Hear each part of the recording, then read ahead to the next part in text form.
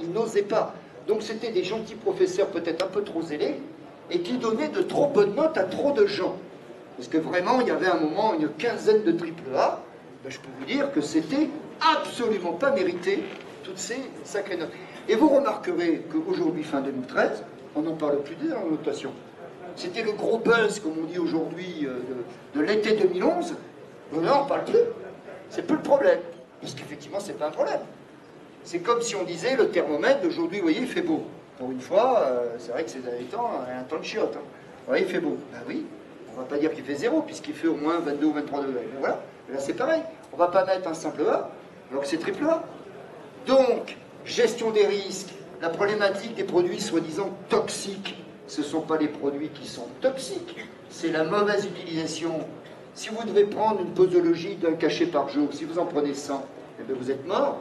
Ça s'appelle un suicide par médicament. Si vous buvez 10 bouteilles de Château Margaux ou de Romanée Conti, ben je peux vous dire que vous êtes très très mal. Et pourtant, ce sont des vins triple A. Ces produits étaient bien des produits triple A. C'est le dépassement des doses prescrites, mais c'est plus qu'un dépassement. C'est la complaisance généralisée aussi de certaines unités de contrôle qui n'ont pas de pouvoir. Parce qu'en fait, il est bien là aussi le problème. Comment faire en sorte que ça marche ? En donnant plus de pouvoir au middle office, en donnant effectivement une véritable, comment dire, et d'ailleurs, aux gens d'aujourd'hui, il faut savoir que dans certaines banques, et dont la Générale en particulier, ça s'appelle les sections commando. Parce que les gens connaissent les sections commando, et là, c'est effectivement des grosses opérations d'informatique et tout qui sont faites pour mettre en place, enfin, des règles strictes. Mais là, c'est pareil, c'est pas le tout d'inventer un arsenal législatif, encore faut-il qu'il soit appliqué, qui est donc le juge d'application des peines, c'est-à-dire la direction effective qui fait réellement appliquer ces règles. Parce que ça aussi, c'est très pervers, ce genre de choses, c'est que même si on met en place des bons systèmes, s'ils ne sont pas appliqués, eh bien, à quoi ça sert? Vous voyez? Alors, j'espère que vous ne vous êtes pas trop ennuyé, je ne sais pas quelle heure il est, j'ai dû dépasser le temps, il est 6 heures. Vous savez, moi je suis intarissable sur ces sujets-là. Et particulièrement, alors Jérôme Carré, on va essayer humainement, bon, il finira bien par s'en sortir et pas se faire oublier. J'espère qu'il aura quand même une vie heureuse. Mais ça aurait été tellement plus simple qu'il s'en aille, qu'il fasse un peu de départ.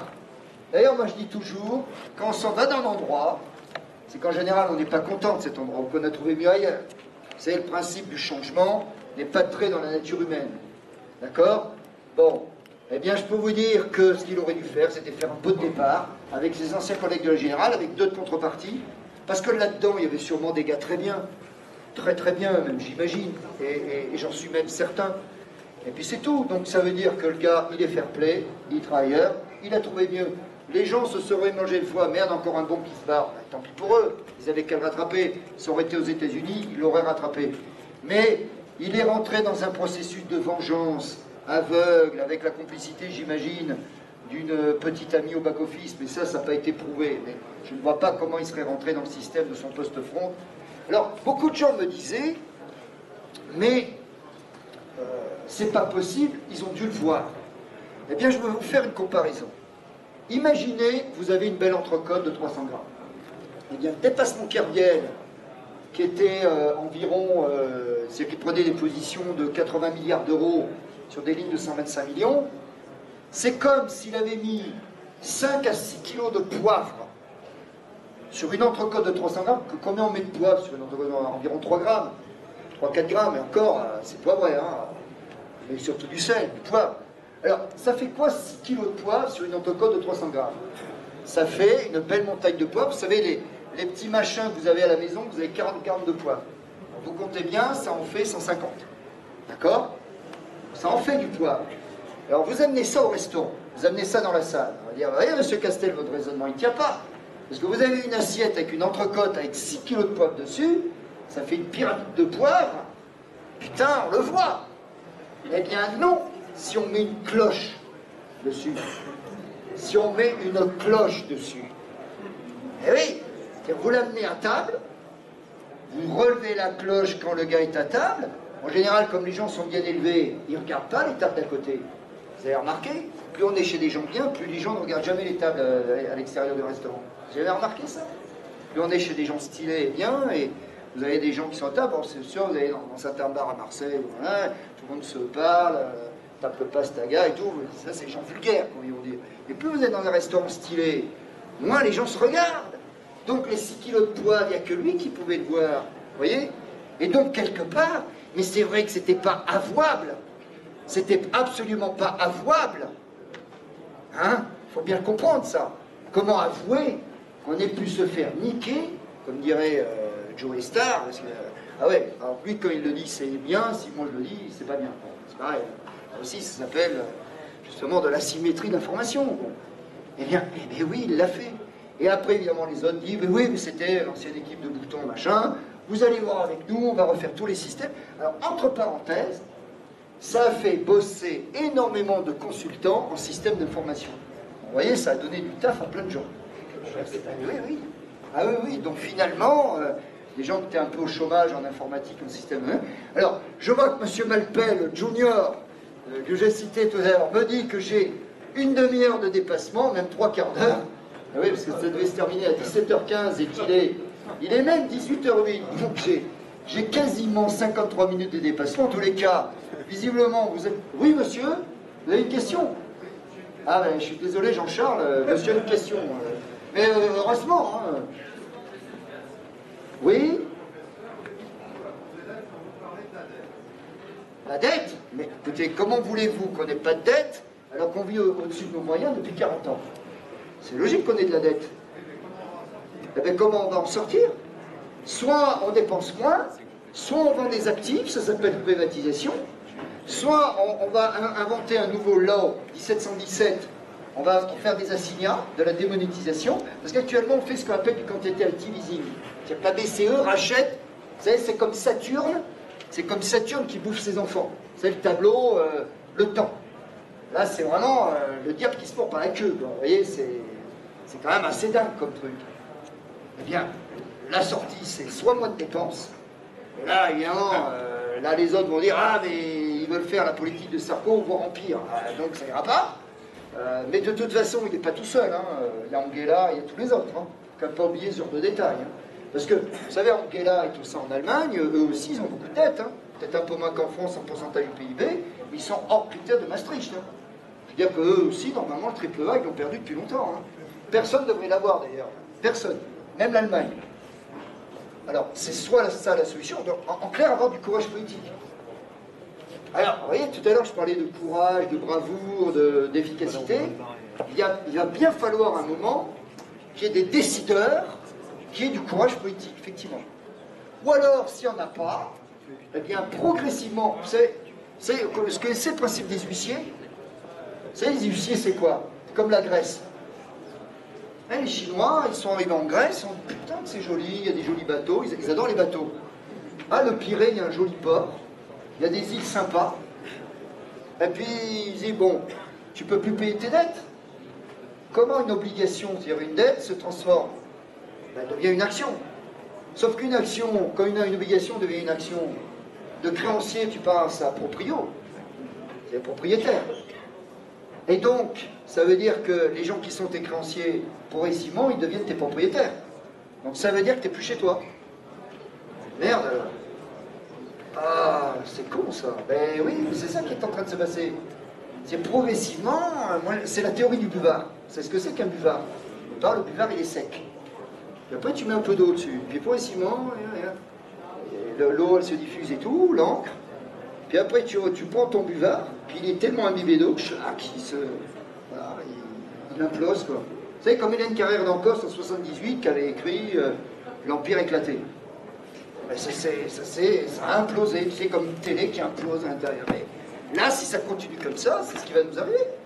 On va dire, mais les oiseaux de mauvaise augure, mais fatalement. Ou alors, on va vers la Corée du Nord, on arrête tout ça. Che Guevara, d'ailleurs, moi j'ai toujours été surpris de voir tous ces petits jeunes de ces âges-là ont des t-shirts de Che Guevara, qui était d'ailleurs un fils de bourgeois argentin. Alors souvent, les révolutionnaires sont souvent des grands-fils de bourgeois. Vous voyez, Marx vivait sur le dos de Engels, sa femme et six enfants. Engels, si on dit Marx et Engels, qui était quand même le grand manufacturier de Manchester. et qui était donc un ultra-capitaliste forcément. Et, de toute façon, on n'est pas une contradiction près. Mais, alors, soit ces gens-là un jour gagneront, effectivement, soit effectivement, de créanciers, c'est-à-dire de locataires, on sera les obligés. N'oubliez jamais que quand vous habitez chez quelqu'un et que c'est pas chez vous, ben vous êtes son obligé, et que quelque part, s'il a envie de vous sortir par un coup de pied au cul, il est dans son droit. Ou alors la propriété privée n'existe plus. Eh oui, non mais elle est là l'équation, hein, dans les années qui viennent. Il ne faut pas se faire d'illusions. Tant que les réformes... La France de 2013, relisez 1982, relisez Toujours plus de François de Closet. Le premier qui est sorti en 82, depuis il y a eu des tas de bouquins, ça fait 31 ans. Si vous lisez le Toujours plus édition de 1982, vous avez la France de 2013. Mais pas que la France, les pays de l'OCDE, globalement. Nous y sommes. Ce qui était à l'époque de la science-fiction, enfin de la gestion financière million, c'est du présent. Alors maintenant l'avenir, la dette, alors les assignats de l'eau, alors vous me direz, dans l'histoire, Louis XI, ben, lui il avait trouvé le moyen de tuer tous ses créanciers. Ça s'appelle comment ça? Ça s'appelle la guerre. C'est pas la guerre économique. Parce que là, actuellement, on est en guerre économique.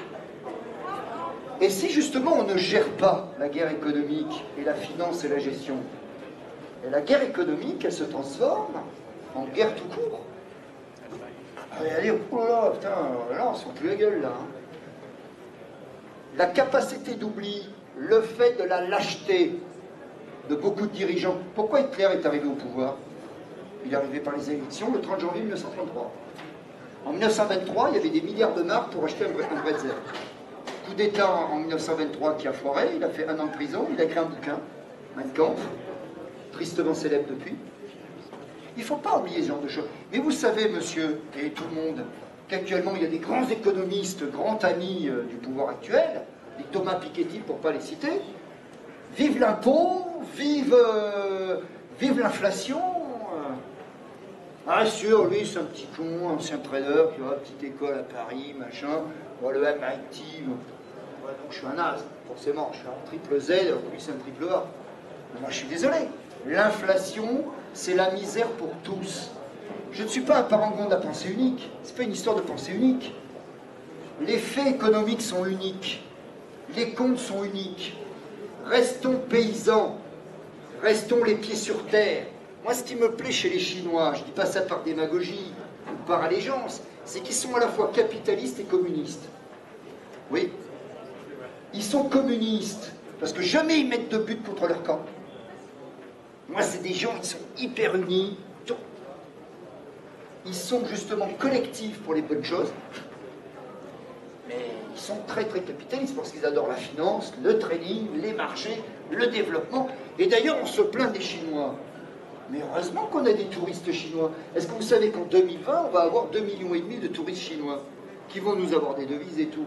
Moi, ce qui m'emmerde en tant que, quand même, alors moi je suis fils immigré espagnol, mais ce qui m'emmerde, c'est que notre zone euro, Europe, devienne un Disneyland ou un endroit où les gens qui se font du fric ailleurs viennent passer des vacances. Donc j'ai rien contre le secteur du tourisme, c'est pas le propos. Mais quand même, moi ça m'embête de devenir, voilà, c'est-à-dire que finalement si on n'est plus propriétaire chez nous, ben eux ils iront au restaurant, et puis nous on sera les serveurs. Mais quelque part philosophiquement, est-ce que c'est pas ça la démocratie? La roue tourne. Est-ce que finalement le mode occidental, quelque part, si Zhang-He, le Christophe Colomb chinois, en 1413, qui avait découvert Qilifi à 60 km au nord de Mombasa, si quand ils étaient rentrés en Chine, il ne leur avait pas dit « Nous, on n'est pas expansionnistes, nous sommes à l'intérieur, selon la règle de Confucius, avec des bateaux 2 fois plus grands que la Santa Maria, 80 ans après, 1492. 1413, ils ont découvert Qilifi, Mombasa et l'Afrique. D'ailleurs, que font les Chinois aujourd'hui? Ils sont en train, non pas de coloniser l'Afrique, avec nos méthodes anciennes à nous, comme l'Algérie et autres, au 19e et au 20e siècle. Et quand colonisent pas, ils achètent. 95% des entreprises du BTP en Algérie, ce sont des Chinois. Allez au Kenya, vous allez voir, il y a une école de chinois, de machin. Au Sénégal, allez, moi je connais bien ces pays-là, ayant été chez Sucre et Doré dans le domaine du cacao. En Côte d'Ivoire, eh oui, tous les anciens pisteurs libanais de la filière cacao, mais tous ceux qui partent, eh bien, sont remplacés par des Chinois. Regardez, même dans le 16e, là, à Paris, vous avez la rue des Bellefeuilles et tout. On regardera tout ça, mais là, Bon, faut me faire shortcut, ouais, t'as raison. En tout cas, eh bien, je vous remercie, voilà. M. Castel, pour cette très belle conférence. Je vous en prie. Et vous pouvez retrouver également sur le stand SLK qui est juste là. Donc n'hésitez pas à lui poser toutes les questions que vous souhaitez sur son stand. Merci à vous tous de votre écoute, de m'avoir supporté. Pour la prochaine